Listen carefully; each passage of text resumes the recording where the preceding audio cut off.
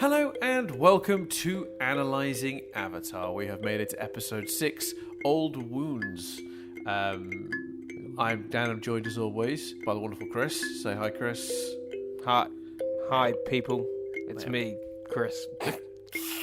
I am Chris. Actually, it's confusing for me to make that joke because people often talk about the fact they struggle to distinguish between our voices. And if I'm saying I am Chris, even as a joke, yeah, I think that's a general thing with podcasts, though, rather than specifically us. I think if you're listening to a podcast that you don't reasonably intimately know well, it's easy to mix up the voices of the two people speaking, and that's especially true, I think, if they're using an accent that is not yours. So I think that's probably truer for American listeners and listeners from other countries. Yeah. But yeah, that's the thing that happens. People sometimes say this. Yeah. Listen, people, if you feel aroused, it's me. If you feel, if you're sighing in a good way, it's me. If you're sighing in a bad way, it's Dan. Do you know, it's all about the sigh. If one of us says something and it makes you go, whew, that's me. If one of us says something and it makes you go, oh, that's Dan. Actually, I mean, both of them sounded aroused, didn't it? But oh well. Yeah, I mean, and if something someone says makes you think, oh, that could be interpreted as quite an insult at the other person, that's Chris. Yep. I'll take it. But yeah, I'm going to start this one though I'm going to do a quick mild apology for my last. So we recorded the last podcast yesterday, and I was not my best. I think I was very tired, and I don't think I was performing to my. I mean, there was a point in that podcast, Chris, where you were talking about something, and then I responded. You spoke for like 2 minutes, and it was very eloquent, and it was an interesting point. And then I just completely missed it and started talking about something else. It was a rough thing to hear back when I was editing. So yeah, just apologising for last week. I'm sure it was fine, but I felt myself, even on listening back, taking like 30% longer to get to my point, which is already a problem. 30% more of that problem. Do you know what I mean? Like if you got a glass of orange juice and and the person in question had done the horrendous thing and got you the glass of orange juice that has the pulp in it, which and I'm borrowing a line from a comedian here, but at the point when you get an orange with pulp in it, you already just want to eat an orange. Don't drink orange juice. Why? I don't know why people have the bits in the orange juice. That's insane to me. But imagine getting 30% more of that thing you already don't like. Like that's what the last week's podcast was to me. So yeah, sorry everyone. I'm sure it was fine, but like definitely not my best work.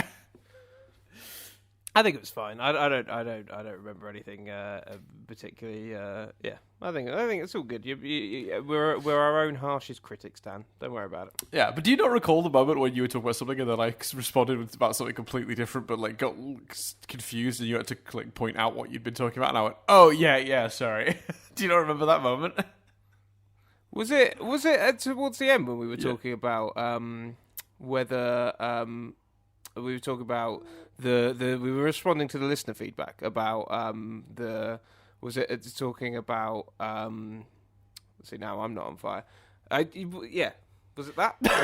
It was towards the end, but it was when we were talking about Kaya fighting off oh god, now I'm off Zahir, and you were talking about where Zahir's gang were and that we spent 3 episodes building up their gang and now the gang are gone.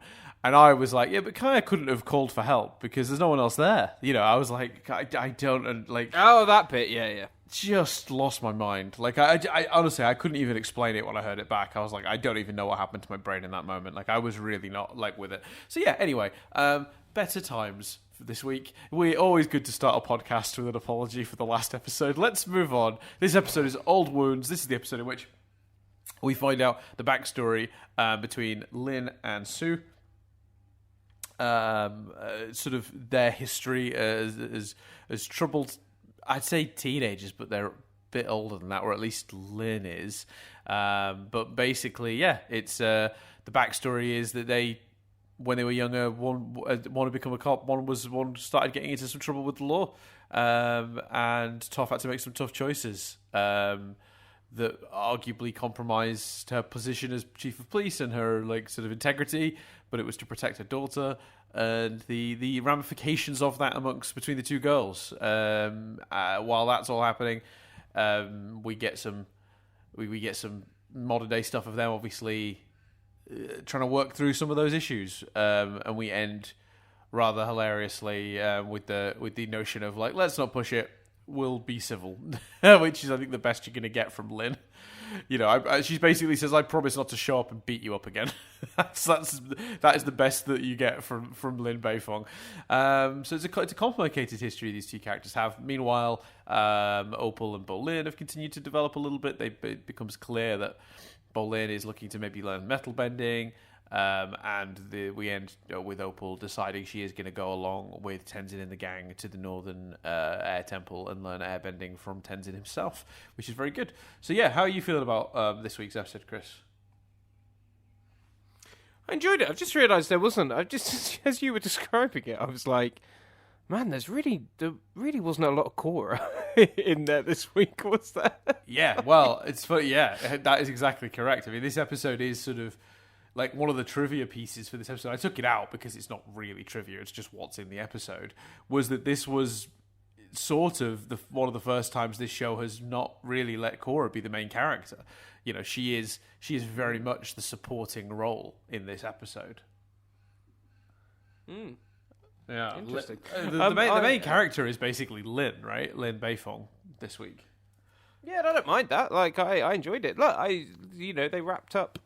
they wrapped up a lot of the stuff they set up, which, I'm happy for. I enjoyed the flashbacks. I enjoyed seeing a glimpse of Toph. I still maintain we're going to get even older Toph as well as old Toph.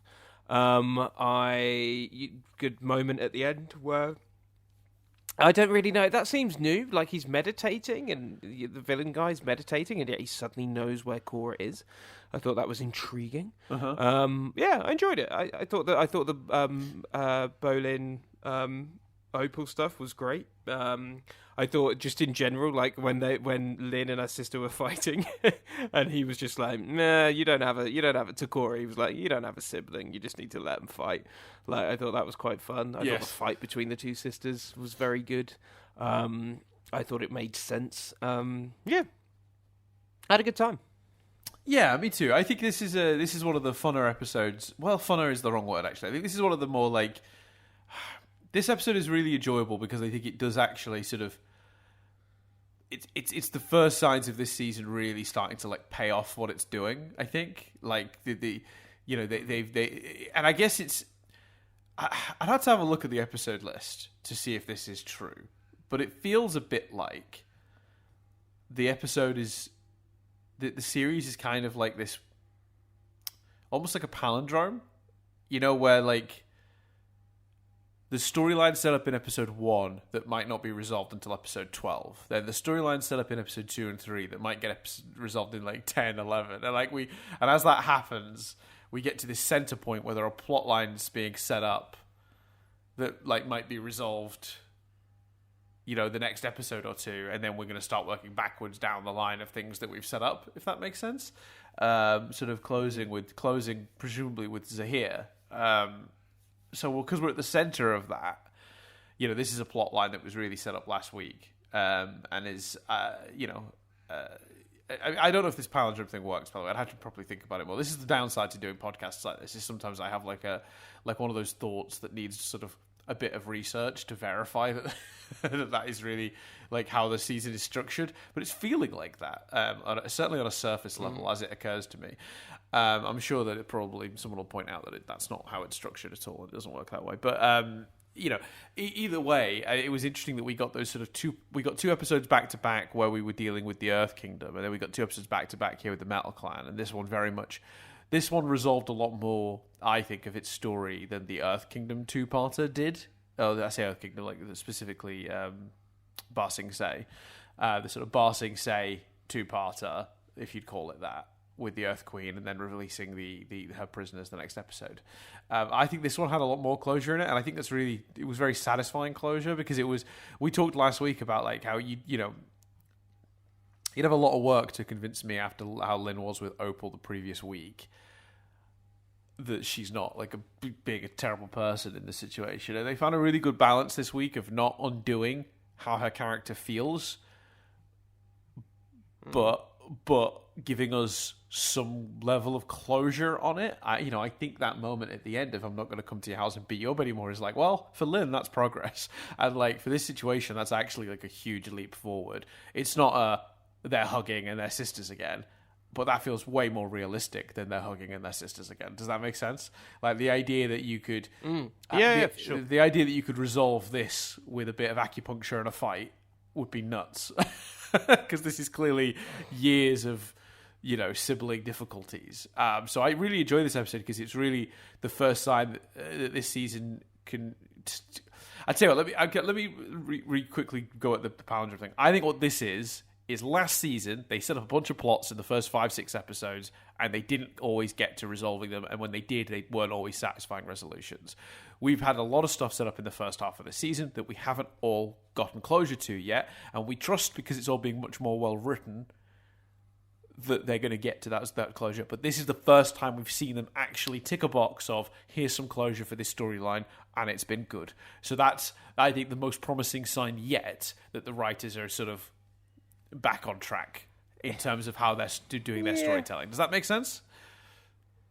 It does, but it's also a two-parter in a way, isn't it? Like the first thing I think I said yesterday was it was setting up a lot of things, and that was good. So I agree with your point, but they only really resolved the thing from the episode before this. Sure. and like I say, these two episodes feel like they were two-parters.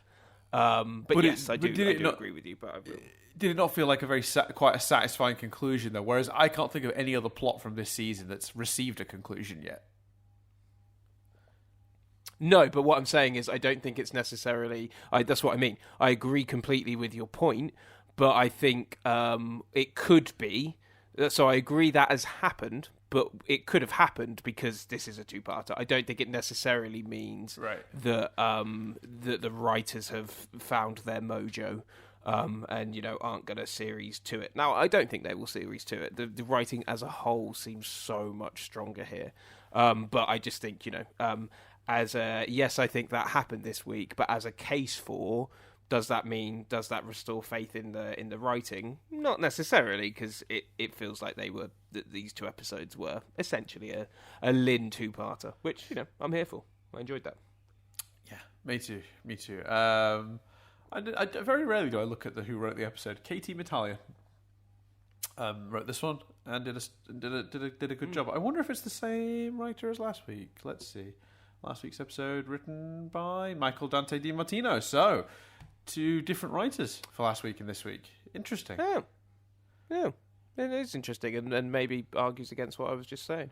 Here's a question for you, Dan. Yes. So, and I don't feel this way, but I'm just I'm starting conversation for the sake of discussion. Sure, let's do it. I'm being contentious for the sake of discussion. Do you think we really needed? They've made Lynn a big enough character or a likable enough character to really need a Lynn backstory? And 2, did we need that Lynn backstory if it was going to be siblings disagreeing with each other, which in various forms we've had quite a lot on this show and in this franchise? It's a good question. Thank you, Dan. I think that the sibling backstory had enough of its own depth beyond siblings not getting on that it justified its existence. If it had just been scenes of siblings not getting on in their past for various reasons, I would not have been... Oh, sorry, I've just realised the automatic door on the chicken coop for the place I'm living is opened and the chickens have come out. Hello, chickens. Sorry, they have an automatic coop that just opens the door and it just and it lets them out in the morning. It's pretty mad. So they're just out grazing right now. I didn't even realise. I was like, why is there a very large bird in my outline? Oh, yeah, the chickens exist. They're very curious creatures. Every time I go out there, they come straight up to look at me. I'm like, all right, hello. I don't know. I have nothing for you.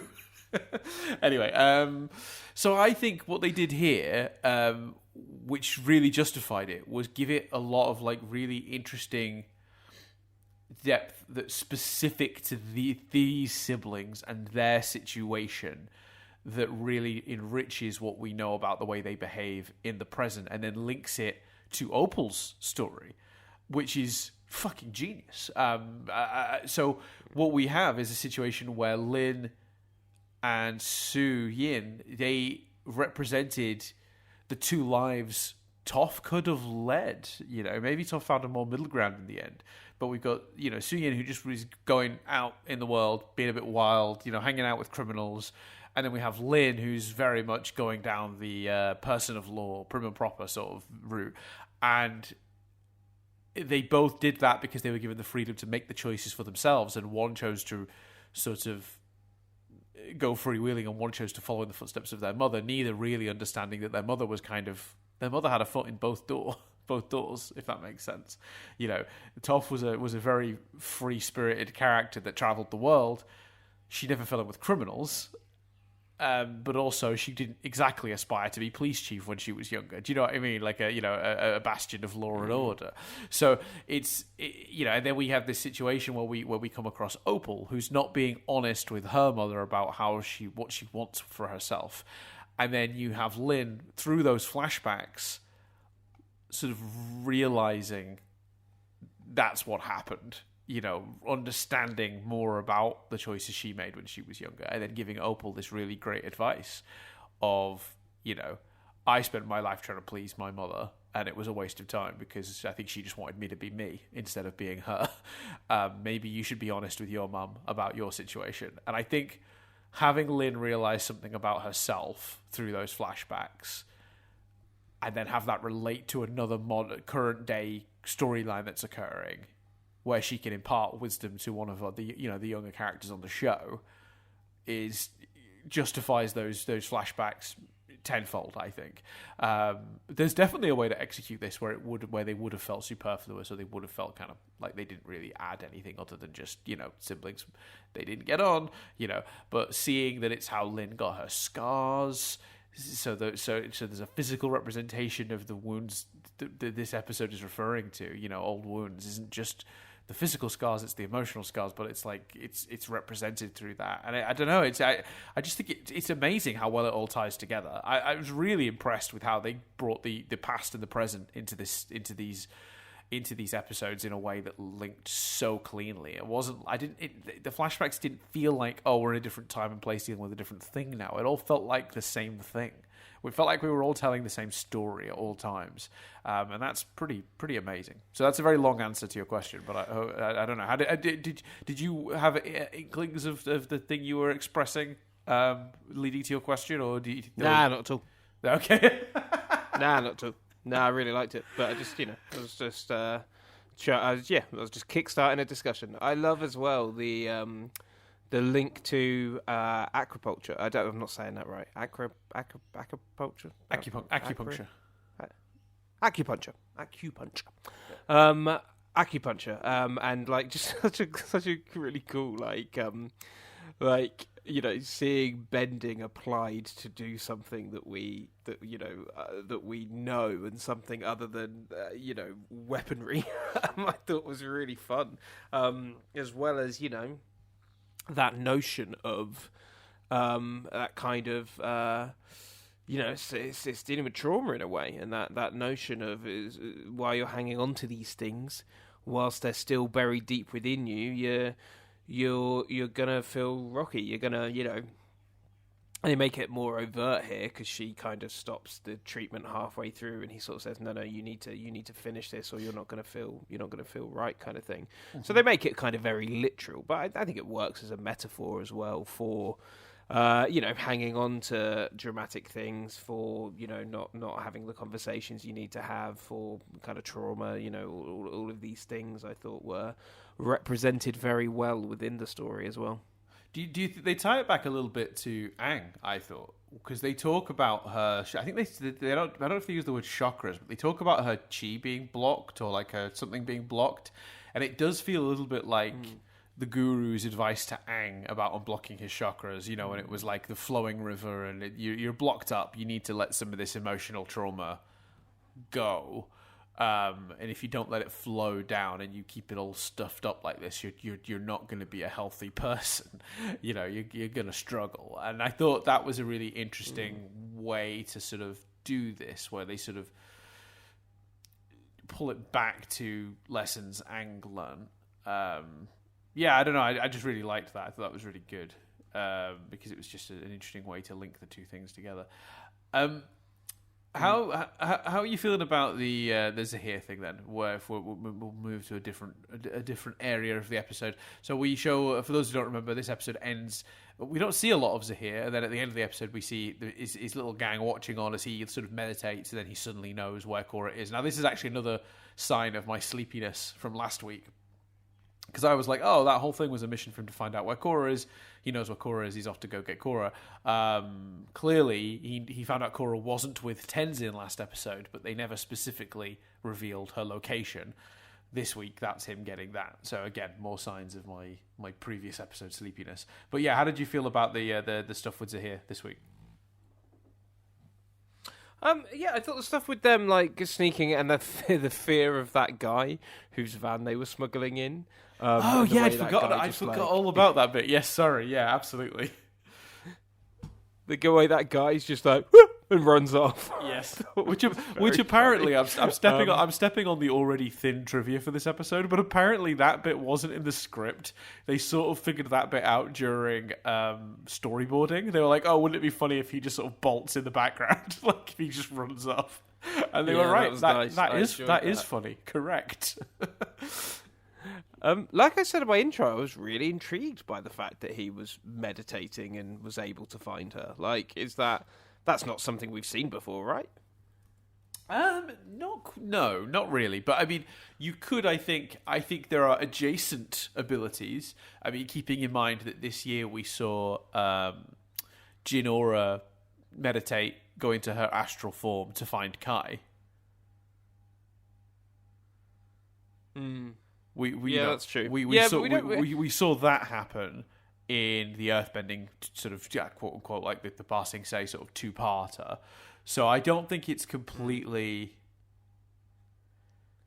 out of it's not so far away from something we've seen that I was like, wow, what is this brand new power? It's sort of like he's meditated and identified her location. Exactly how that works is definitely a mystery, but you could sort of see a through line, between airbending and their ability to connect to the spirit world, and maybe what Zahir was doing. Yeah, which his whole deal is so fascinating. Do you know what I mean? Like, was he just a big fan of this stuff? Like, he just didn't have any powers? I know I'm repeating what I said last week, but it just that sort of. He's so in tune with airbending and like what you need to do, and even based on this kind of the spiritual side of things as well. Yeah. And I'm just I'm proper intrigued by him for sure. Yeah, no, absolutely. No, he is a really interesting character, and I think like if you're gonna do mystery villain, like a villain with unknown motives and abilities, this is absolutely the way to execute that, 100%. The only thing I would say, and this is me doing what you did earlier, I'm gonna ask you a question, Chris, but I don't really necessarily think this myself. Do you think it slightly undermines what he did last week, knowing that he could just meditate to find Korra's location? No, because I think he was also. We would have got to fight Tenzin. He got to see what they were doing with the airbending. He was spying. Like, I viewed last week as a spy mission. A general sort of what's the word? Reconnaissance. That's not the word. No, reconnaissance. Is that the right word? Yeah, reconnaissance of Korra, what's going down, the whole situation. So I think that's fine. Right, so you think it wasn't? So it wasn't necessarily last week about her location, and more just like where are they up to? What are they doing? What's going on? Oh, they're off. They're off finding airbenders. Oh, Korra's separate from Tenzin. You say, right? Oh, that could be. You know what? Actually, something's just occurred to me that could be the case. Maybe he doesn't really want to face Tenzin. Yeah, and also maybe he just couldn't be asked. Maybe he's like, oh fuck that, I've got to meditate. Let's just go. She'll probably be there. Yeah, you know? yeah. So but I think, I think that is the answer, isn't it? It's like he was like he as far as he knew, Korra was off with Tenzin. He goes to where Tenzin lives. Oh, okay, she's not currently with Tenzin. They're not going to just tell me where they are. Okay, fine, I'll meditate. Like I'll that's my next option. I'll see if I can figure it out that way. Because it is a really interesting ability, and you're right. Like the more they talk about, like, or the more they demonstrate his knowledge of airbending, the weirdly more intimidating he becomes. I think. It's an odd paradigm, but it works really well. Yeah, for sure. Like, I'm so intrigued by it, and I'm not sure though.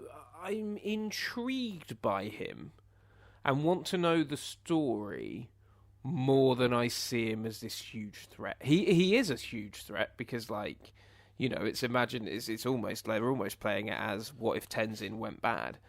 Yep. But at this point, more than I think as a gang, they all feel, the four of them feel like a big threat, and especially this week when we see them busting out of the escape vehicle and all of that stuff.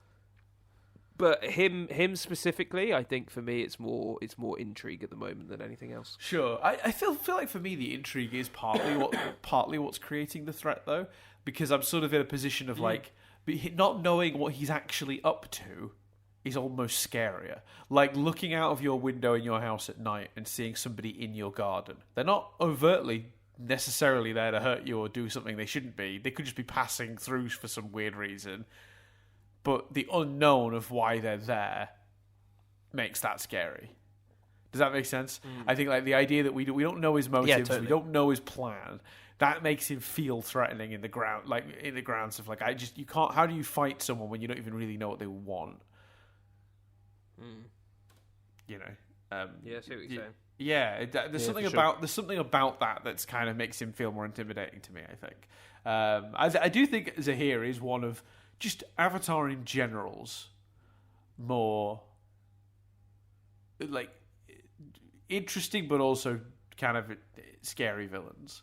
And I think the evidence of that I think is really evident. Someone did a poll recently about like most threatening. Like I think was it most threatening Korra villains, or like no, it was a poll of strongest airbenders, like from the show, and it included Aang and and Tenzin and Korra and like all these characters. And Zahir ranked really highly, and it's not just because of his airbending. I think it's because of how threatening they make him feel.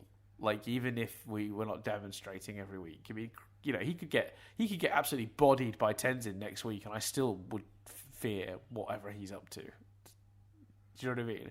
Yeah, because it's so unknown and it's so intriguing. Yeah. I really like what they're doing with him. To bring us back to what's going down at Zaofu. Is it Zaofu? That's what the city's called, right? Am I making that up? No, yeah, I think so. The Metal City. Yeah. I'm gonna look up its name and make sure I'm getting that right. But how did you feel about the way they progressed Bolin and Opal's plots this week? I really liked that. I thought again they showed great chemistry. I thought Bolin. I don't know if I needed sort of the pan and I didn't need them to say what we were seeing and how nice it was. When they're like, he's like, look at us supporting each other, giving each other advice. Like, we all right, Paul Rudd, calm it down. Like, we know, we can see it. Like, I don't know. I thought that was unnecessary. But the fact that he called her out this week, he sort of said, well, I think you want to do this, and you're not admitting it. I thought that was quite nice to see a bit more of a back and forth. Last week it was a lot of kind of her calling him out in a way and sort of saying, no, just be yourself.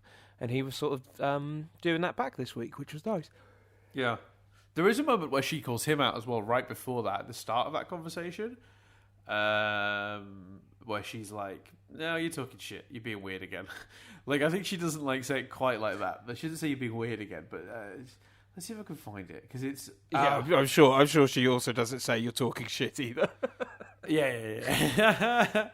Let's see. Bolin. Here it is. Bolin Opal. Here we go. This is them talking.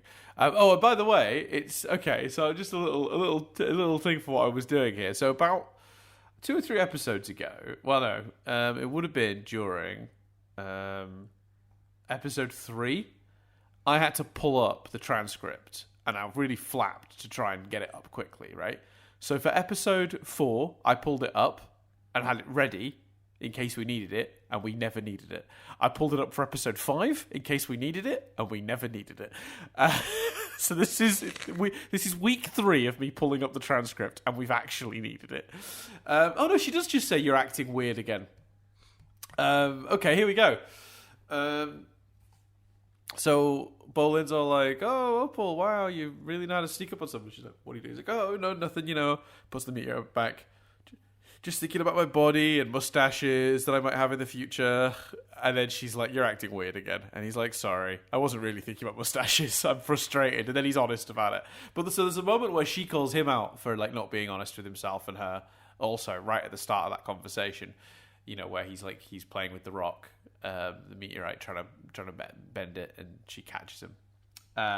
So there's still another moment of Bolin sort of like covering up a little bit, and then her forcing him to backtrack, and then he calls her out a little bit later in the conversation. It's one of the sweeter moments of the episode, and I do really like what they're doing with Bolin this year, or at least these last couple episodes. They're sort of humbling him a little bit, having him revealing a sort of a weakness in Bolin, like it's something he's always wanted to do in metal bending that he's never been able to do.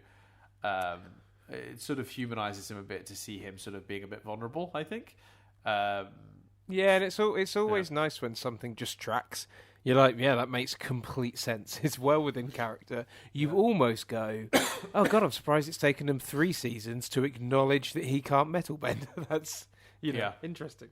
Yeah, and I thought it was interesting actually, because one of the criticisms that someone put, I think in our comment section when we started covering Korra, was they weren't fond of the idea that the police force are metal benders, the idea that metal bending is so common in the current day. And we sort of passed it off as, well, skills develop over time, like that a skill that might have only been a handful of people's skill in the past, if it becomes more in demand, could become a skill dozens or hundreds of people might learn in the future. And we talked about that back in season 1. This week they reveal that actually metal bending is a little bit rarer than we thought. I think Bolin says 1 in 100, which is actually a pretty small number, which is kind of crazy that when you look at, for some reason, it's exclusively metal benders that run the police in Republic City. Yeah, there's also, I must admit, I didn't catch that figure, or it didn't kind of sink in. But that's, I'm sorry, I'm going to call it bollocks. We've seen there's more than 100. There's all the police force. There's this entire city. Well, he says 1 in 100. So what he's saying is that only 1 in 100 metal benders.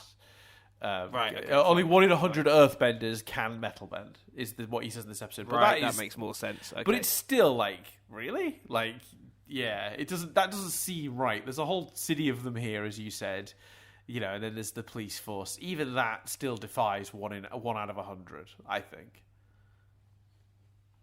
Yeah. Unless they've all just gathered in those locations. Like, you're a metal bender, congratulations, you're off to Republic City to do your duty as a police officer. Then again, Marco is a police officer. He's not a metal bender, so I don't know. Is he definitely not? Yeah, I suppose we haven't seen him. Yeah, we haven't seen him metal bend, have we? Yeah. Well, because he's a firebender, so he wouldn't be able to metal bend anyway. Oh yeah, of course. Sorry, I was thinking. Yeah. I was picturing Bolin. Sorry. Yeah. So that's what's interesting, is it? Because obviously Marco, we saw in the very first or second episode, Marco. Can lightning bend, or whatever you want to call it, can conduct lightning, because he was charging the Republic City power grid as his original job in the show, his sort of factory job of charging up these like big reactor things. So he can do one of the extended skills of firebending, which is lightning conduction, or whatever you want to call it. Bolin, being an earthbender, would have probably looked at metal bending as something. Well, if my brother can do the sort of the extension of firebending, I should be able to do the extension of earthbending. He would have. I imagine he'd have felt some sort of mild sibling jealousy at that. It's not specifically stated in the text of this episode, but he's definitely a bit embarrassed by his situation, and I did wonder if that was partly why. Yeah, it certainly seems that way, doesn't it? Yeah, I think so. Looking at it like from just sort of like a wider text perspective, I think, because again, it's not overtly stated, but it certainly would explain. Like that's what I think you were like without specific earlier. You were sort of saying like there's something about this situation with Bolin, you just go, yeah, it fits, and I think that's one of the things that fits. It fits potentially also well into his relationship with his brother, so it sort of covers his. This whole like persona that Bolin sometimes adopts, this sort of cool guy persona that he sometimes adopts, that's a bit fake, partly might come out of insecurities. And so it all sort of really feels like it works for this character and fits really nicely. And there's no part of that story choice for him that's pulling against what I already know about the character. Whereas it feels like in season 2, and I'm sorry to keep just turning to the season 2 punching bag and hitting it, but like in season 2, characters make choices and we'd go like, is that right? Does that feel right for that character? I'm not sure that fits. Doesn't feel like a natural extension of where they would be now, whereas this is just so beautifully landed as a thing to do with Bolin that I really appreciated it. Yeah. Do you think he's good? Do you think what do you think they're doing with that plot then? Where do you think that's going? I'm curious as to whether you think they're going to do like an end of the season. Oh, you can metal bend in the moment of need, sort of thing, or not? Yeah, I would have thought so. Yeah, it'd be a shame, and I think it would be a shame for them just to forget about it.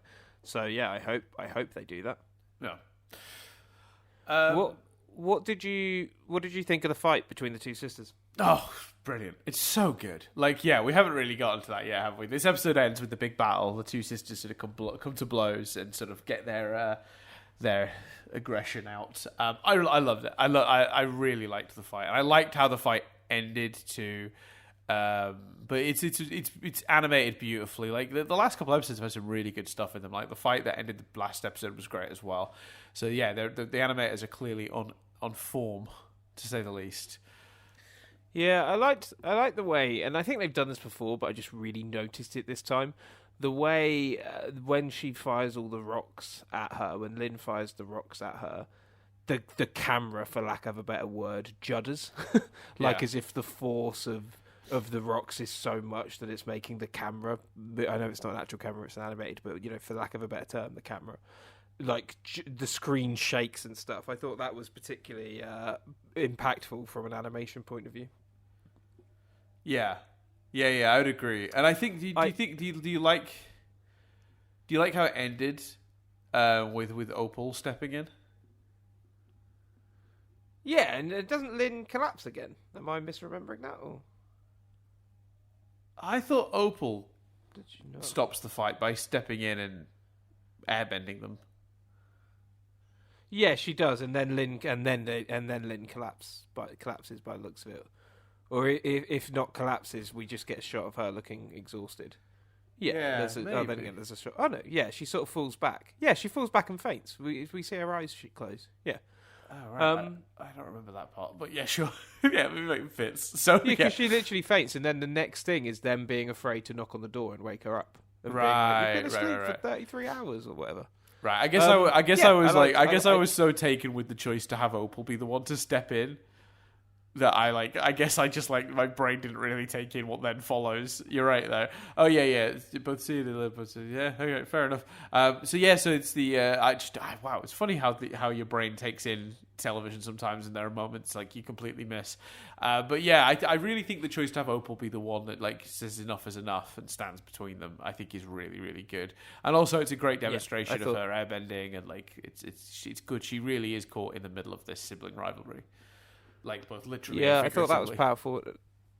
And actually, I thought the way the fight begins was really powerful. The choice to have Lin interrupt, what's her sister's name? Su Yin. Su Yin, agreeing with no sort of question mark, just immediately agreeing to Bolin to help him, and being like, yeah, sure, I'll metal train you. I'll train you in metal bending. Like, you know, it just made when her sister when Solin says, I've changed, I'm a different person now, as an audience, you know that's true because you've had these scenes of her doing the metal bending training, and the fight is literally interrupting her being a different person and her being a good person. So I thought that was really clever writing. Yeah, it's a really good point. Actually, this episode took us out of its way across its runtime to show the differences between you know young Sulin and adult Sulin. Like she was so. Sort of boisterous almost as a young person. She was so like rebellious, and seeing her now the leader of this society and being sort of wise but also kind, you know, it's she's really been free to become her own person. And I think actually that really leads into it as well, because is that not part of why Lin hates this? Because Lin is still exactly who she was back then. Sue grew up. Sue moved on. Lin didn't. And it's hard to see Lin not feeling frustrated by that situation, you know, feeling left behind, you know, feeling bit bitter about that. And it makes perfect sense with that logic that Lin would almost refuse it, deny it. Now you're the same brat. You're just pretending, like because that's easier to take than the reality of she grew up, she changed. Because also accepting that she's changed is accepting that you've not had her in your life all this time out of your own bitterness and spite. Yeah, that's true. Yeah. So I think that's one of the other reasons Lin is so like, no, I don't think you have changed. No, that's really powerful. Yeah, it's a really powerful idea. It's a really deep episode. I think this episode has a lot of depth to it, and I feel like this, the sort of discussion we do, this sort of like we just watched it, we're having a brief, not brief, but we're having like a chat about it. We don't always get to some of the more personal depths of the episode, because obviously it's, you know, we're having a sort of an immediate reaction. It's not like I'm sitting down and writing my thesis on it or anything like that. But what I am always pleased when we can sort of, when the episode is so well written that we can sort of like quite easily find all these these not overt but pretty clear depths that the episode has, that it's just, you know, built into the subtext, and I think it always shows good writing when we can find stuff like that. Yeah, agreed. Did you have any other notes? I'm sure I did. Let's have a look. Oh yeah, I really like my statue. Oh, kind of looks better this way. That moment, that really made me laugh. Yeah, I really enjoyed that. Yeah, I thought that was super fun. I really enjoyed. 1 second. Yeah, I really enjoyed the stuff of teaching Korra metal bending as well, and I like that Korra picked it up quite quickly, because Nadia pointed this out, because we watched this one together. Nadia was like, well, of course she learned metal bending immediately. She could bend 3 of the 4 elements by the age of 8. I was like, that is a really good point. Korra has shown a natural aptitude for just doing it without really a lot of work. Mastering it, different barrier for her, but... Yeah, that's a very good point. Yeah, Nadia's paying attention, man. Nadia is paying attention. But yeah, she's exactly right. The first thing we see of Korra is 8-year-old Korra or whatever bursting out of that door and being like, "I'm the Avatar, deal with it." You know, and she's like bending 3 of the 4 elements like right there and then. Still a great scene. What a great way to introduce us to this character. So yeah. Anyway, one thing I did have a note about was actually about last week's episode. Something that in my sleepiness I'd forgotten to ask you about. So I wanted to do it now, if that's okay, Chris. So last week's episode obviously has they arrive in the Metal Clan sort of city in Zaofu, and Lin wants to stay on the ship. She doesn't want to go. And then they do this whole thing where they tease out for 5, maybe 10 minutes of the episode before they reveal their sisters. And I wanted to ask you, did that work on a first-time viewing? Were you, like, surprised when they then revealed they were sisters? Or were you kind of like, well, there's clearly a link here, because otherwise why would Lin be hiding away? No, I didn't know, because I thought she was probably hiding away because of Toph, was my assumption. Was maybe Toph was there. Yes, I see. Yes, it especially then when we did the statue of Toph and all that sort of stuff. So it did make me go. It did make me. I think almost out loud, possibly Dan. I went, "Oh, Toph had 2 kids, did she?" Like so, it kind of it did work. Yeah, good. Yeah, I just couldn't remember my own first experience watching it, and I was curious because I was watching it, obviously knowing where it was going, and I've been very much looking forward to these episodes since this series started. So I've been eagerly awaiting this. There was absolutely no chance that I was going to have sort of gone, "Oh yeah, sure, yeah, she had a sister." Like it's it's quite a big part of what I love about this season. But I couldn't recall my first time watching, and as I was watching it, I was going, would I have gone with this, or would I have put it together? Like I was trying to figure it out, like backwards, work out. I thought, you know what I'll do? I'll ask Chris. Chris will know because Chris will have had that experience. Yeah, no, it definitely worked for me. I have to say. Great. We do get our Varric moment for the episode this week, which again made me laugh. I made notes about that. He has a magnet suit that attracts all the metal to him, and then he turns it off, and he goes on to phase 2. Julie, clean up this mess, which is just the best. Yeah, but he's really just sort of cameoing, isn't he? Because when I saw that, I was like, "Ooh, we really are going to find out what he's doing." Nope, just that one scene. Just that one scene. It's like they know that I just want lots of Varric, and they're just like, "Well, we'll give you a little tease." But it's literally like that, isn't it? It's literally like, "Oh, here's some Derek for the boys." I what a great character though. Every time he's on screen, I'm happy. Like he just delights me. He really does. It's hard to explain my love for Varric as a character. Do you think at this point we need to see Julie like try and stab him because like she's been so put upon? Yeah. I think we need the Julie secretly trying to poison Varric storyline.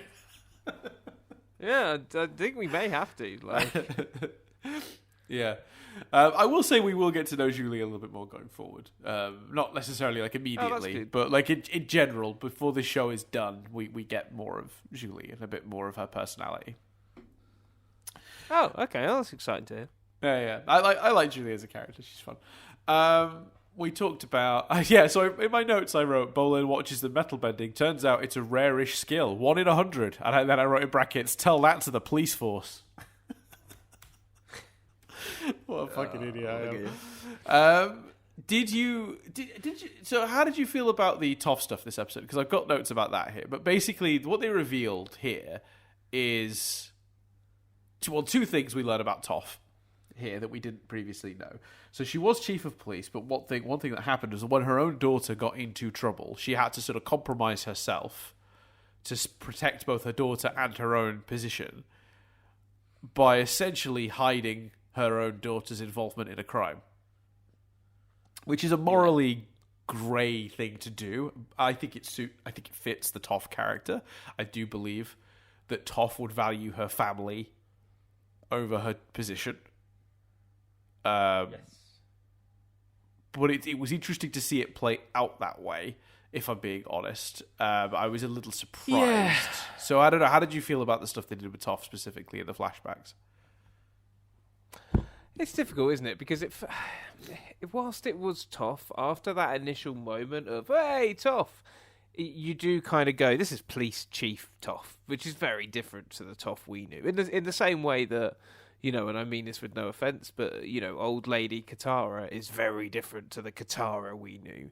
So I don't think in that moment it felt bold for a police chief to do it more than I felt, oh yeah, that's in character with Toph. It does track, but I think Zuki Poos is for some reason, and probably because old Zuki Poos is closest to young Zuki Poos, I think Zuki Poos is the most like, when he's on screen, so far, when he's on screen, you're like, that's Zuko.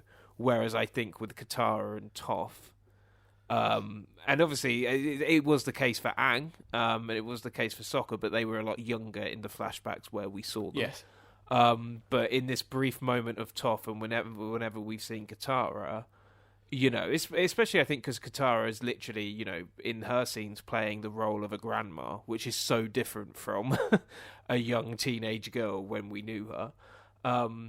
I just think they just seem so much older and different that I didn't really analyse it as their characters in quite the way that I do with Zuko, because he's a soldier in the future and he was a soldier back then. And Iroh, similarly. Iroh was, the kooky uncle, and he's still the kooky uncle. I don't know. Maybe that doesn't make sense, but that is an honest answer to that question. Yeah, I think you're onto something. I can't quite put my finger on it though. You're kind of right. Like Zuko in his depictions, old. So if we're just going by the characters that we've seen as old versions of themselves, really it's only Katara and Zuko, because the Toph in this episode is adult Toph, not old lady Toph.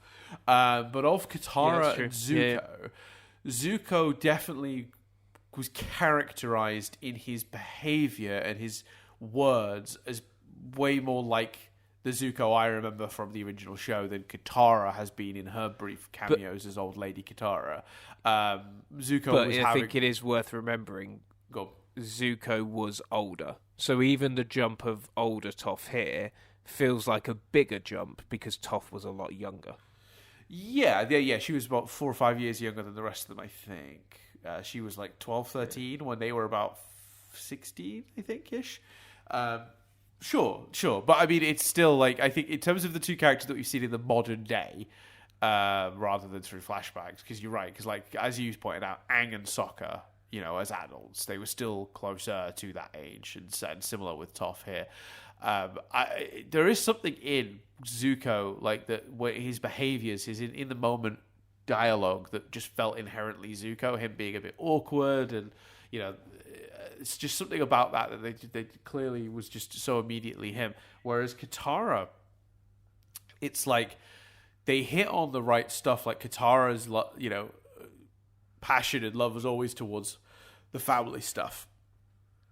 Katara's biggest and most impactful moment on this show was insisting that Kaya and Bumi went with Tenzin last year. That these times you spend with your family will be valuable, and you think back to her traveling the world with her brother, who she's now lost, and you go, that's actually kind of beautiful and sad, and it's very Katara as a choice. But when she's speaking, when she's in the moment, she's not necessarily behaving Katara-y the same way Zuko is behaving Zuko-y. She was Katara in her wider choices, but not necessarily in her demeanor and behavior. And I think that's interesting, because both of them are, they were a similar age when they were younger, and they're equally sort of old now. So you'd feel like you'd be able to do that with both. And then we look at what's happened this week with Toph, and I think you're exactly right. Like, she was, and I guess it's because she was being disciplinary and like out of character, because obviously seeing Toph be a parent it's just inherently is weird, right? So she both felt a bit like Toph, but also not like Toph at all, in simultaneously. It was very interesting. One other thing that I thought was interesting about the Toph stuff was they have this moment later in the episode where Su Yin sort of reveals that, hey, Lin, me and Toph actually like dealt with our stuff years ago, like literally years ago. which you would know if you were engaged with either of us. Like, you've chosen to block yourself off from us and hang on to the past. We talked it out. And I think it's really interesting to think about Toph and Su Yin sitting down and having that conversation about her choices when she was a child and getting over their stuff in directly contrasting with Lin and her being stuck in the past. I just thought it was really interesting. And it says something about Toph as well. Toph willing to have those conversations and actually like work through stuff too. Even though we don't see that in a flashback or anything, we know it happened. Yeah, it's almost a shame we don't get to see it, but maybe we'll see the Toph Lin version of that moment, which, hopefully. Still got your fingers crossed for that Toph cameo, right? Oh yeah, Toph's got to appear, man. And I don't know whether it will be with the Lin storyline. I think it would justify this sort of Lin sidetrack. I enjoyed these last 2 episodes a lot. I am down for seeing some Lin, but if someone was to sit here and go, you're setting up a great villain, you're setting up all this stuff with the Airbenders, I'd rather we did that. I'd understand that point of view.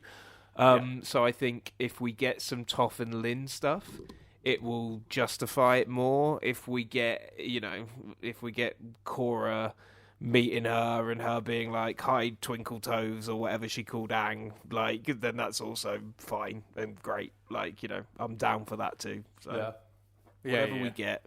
But we're getting Toph. I still maintain we're getting Toph. That's fair. That is absolutely fair. The only other thing I've made note of that I thought was interesting was not interesting, but just like I made a note about, like, 'cause I thought it was like a powerful moment. Do you recall exactly what it is that Su Yin says that sets off the fight? No. Let me pull up the exact quote before. I don't want to misquote it. I wrote a paraphrased version of it down. Unlike you, Dan, I can remember how the fight ends. So Mean. You're mean. You're mean when you're drunk. Just to clarify for the audience, I'm not drunk. We've had 2 episodes of this of this season of Analysing Avatar flagged by YouTube as being inappropriate for sponsors, so we can't make money off them. That's literally never happened before. Well, I should stop doing it drinking. I am very, because I'm still a bit bunged up, I am quite breathy, so apologies for that, if that's coming across. No, you're fine. I'm just trying to find the exact quote because I don't want to get it wrong. Here we go. This is the line that sets off the fight, right? So Lin is saying, just because you live in a big fancy house, you think you're a different person. Maybe you can fool everyone else, but you can't fool me. I see through you. Su Yin replies, "You know what, Lin? You're the one who hasn't changed. You're still a bitter loner who only cares about herself." And then she tags it with the low blow of, "No wonder Tenzin ended with things with you years ago." Oh, yes, I do remember that. Brutal. And I was like, ooh. I was like, oh, girl. That is a low blow. I think that's the moment where she sort of betrays herself slightly, and that, like, for someone who's being so... But I think this is the thing that really happens for people, by the way. I know people that do this. You've grown up, you've matured, you're a different person, but then you meet or hang out with people from when you were younger, whether it be your own siblings or whether it be high school friends, and suddenly you're the same fucking person you were then. Like, it brings it out in you. And I feel like Su Yin has been kind and wise and, like, open with everyone, in this storyline that we've seen. At least everything we've seen of Su Yin has shown her to be that way. That is the moment where it, like, slips back briefly, and I think there's a weird truth to that. That pettiness is such a sibling thing to, like, go for the low blow in that moment out of frustration. And while it doesn't demonstrate the Su Yin we were talking about that has grown and gotten and has improved herself, but it does demonstrate a certain amount of it does demonstrate a certain honest, like, sometimes when these siblings, people, get back together, like, they like, when Nadia goes back to hang out with her siblings, she somewhat regresses to some of that behavior from when she lived with her siblings. When I go back home and I see, like, old school friends, I'm immediately making the sort of dumb jokes I made back then. Like, do you know what I mean? Like, I think people do that. So yeah, I thought that was a really interesting moment, both a low blow, but also a little bit telling of Suyin's position. Yeah, but also I think there's that low blow as well in an argument, especially like with family or friends that you've known a long time, where she doesn't actually believe that. She knows the Tenzin thing is gonna hurt, so she's saying it. Yeah, agreed. Absolutely agreed. Like if we were arguing like that. I'd bring up that bad haircut you had at Edinburgh Fringe that year, and it wouldn't be because it would just be a way of a quick way to upset you. Thanks, Chris. I'd forgotten all about that. I appreciate you bringing that back. For those who everyone who won't know what Chris is talking about, we did an Edinburgh Fringe show years and years ago. And we wrote it for months, we rehearsed for months, it was a big deal, and right before we went, I went and got a haircut, and it was the worst haircut of my entire life, and every photo of that, that run at the Edinburgh Fringe doing our show, I just die inside. And I'll be honest with you, I go into get my haircut now, and the thing I say to the hairdresser, the barber, whoever, every time is the same. I do not care what I look like. Make it shorter and easy to maintain. I don't want to have to put product in it, so just let it be. And they do what they want. I don't care. For me to like how I looked is fucking crazy. Because if I cared for a second about what I look like, I wouldn't look anything like I look. I don't care at all. That's how bad the haircut was. And it was not at all helped by the fact that I was travelling to Edinburgh Fringe with 4... male friends who thought that the funnest thing to do would be to bring up this haircut that I hated every minute of every day for the entire time we were in Edinburgh. Well, no, because for context, we didn't know Dan hated it. But what happened was Dan arrived last, and I remember you crossing the road. I can picture you crossing the road and us just going, "What the fuck have you done to your hair?"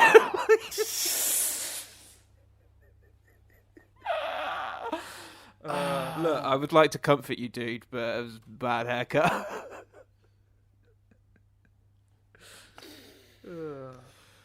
Good times, though. I'm not rising to it, though. If I was to have the low blow moment with Chris, I'd talk about, no, not going to do it. Not going to do it. You can do it. What would you? Because obviously that was quite light-hearted. I did, that wasn't a genuine thing. Well, is there a light-hearted equivalent you could do for me? Is there? Yeah, I can't. Funny. There is. I can't talk about your light-hearted one though. Oh, you got one. You just can't say. Yeah, I've just got one, but I can't say it. I can't repeat that. I don't want to get this episode struck off as well, YouTube. So no, thank you. But yeah, I'll tell you after the call. Okay. If anyone wants to ask me in the Discord, maybe I'll say it in the Discord. There you go. That's a reason to join our Patreon. Does it involve a swear word then? No. It's just, yeah. Well, okay. You'll understand when I tell you. But anyway, there's a part of me that wants to say it, and then just if you don't like it, we can bleep it out. But then I'm like, is that? Yeah, go on, say it. Okay, we'll bleep it out if need be. And if you're not happy with it, so if I was going for the low blow, I'd say at least I don't piss in front of strangers in the street, Chris. Which I should clarify. We were at a house party. We'd gotten quite drunk, but Chris came in from the outside and just like, I was peeing, and I think somebody passed and saw me. I was like, why were you peeing outside? And like, you kind of indicated, I think you indicated there was like a line for the toilet. And I just remember glancing up the stairs to where the toilet was visible, door open, no line. Toilet completely free, and yet you'd chosen to pee outside, and then the rest of the evening you were paranoid that someone had seen you peeing in the bushes.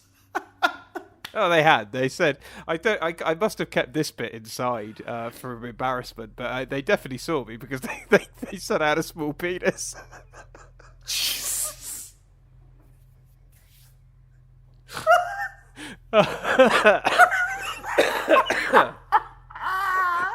So yeah, they definitely saw me. I have to cut that part, surely. You are sorry. That's up to you. I have to cut that part, surely.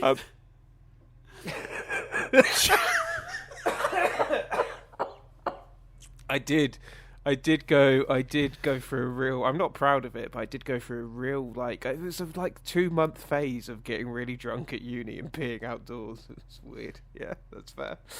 That's fair. Oh God. Oh man. Anyway, who knows if that'll stay in the podcast on.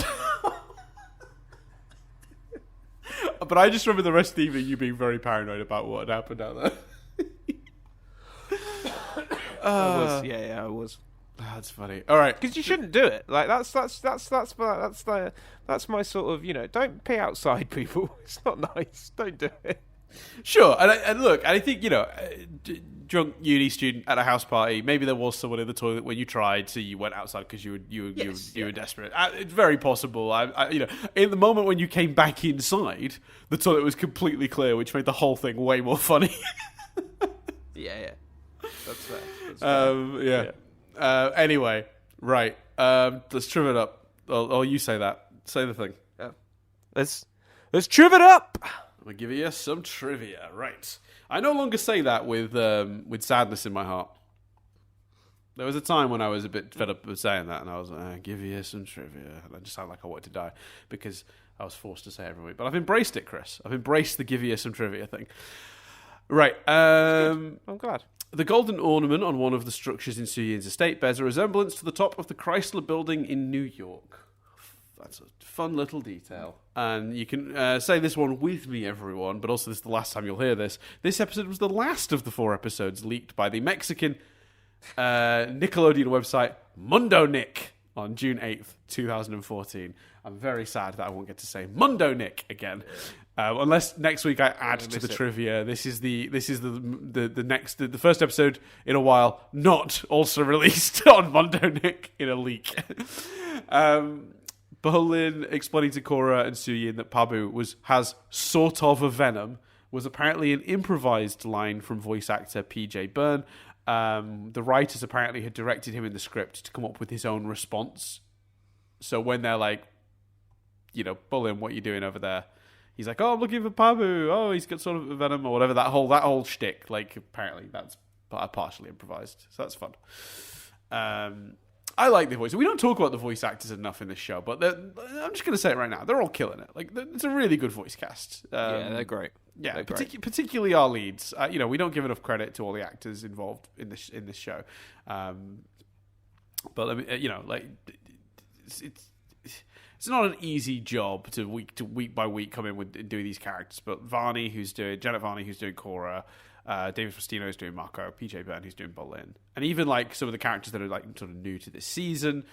Anne Heche has come in to do Sue. She's great. Henry Rollins is here, and he's brilliant. Everyone's got. Oh, obviously John Michael Higgins, Varric. It's a great cast, a great cast, and everyone should be very pleased with the work they've done because it's all been really good. Anyway, did I name who voices Lynn? I actually don't think I did. Who voices Lynn? I actually don't think I know who voices Lynn. That's bad. Lynn's basically the main character of this episode. Whereas, if there was ever a time to name the voice actor in question, brilliant. It's not listed. Well, of all the episodes to not have Lynn listed, it's this one. That's crazy. Let me see if I can. That's madness. Opal. Oh my god. This is nuts. Alright.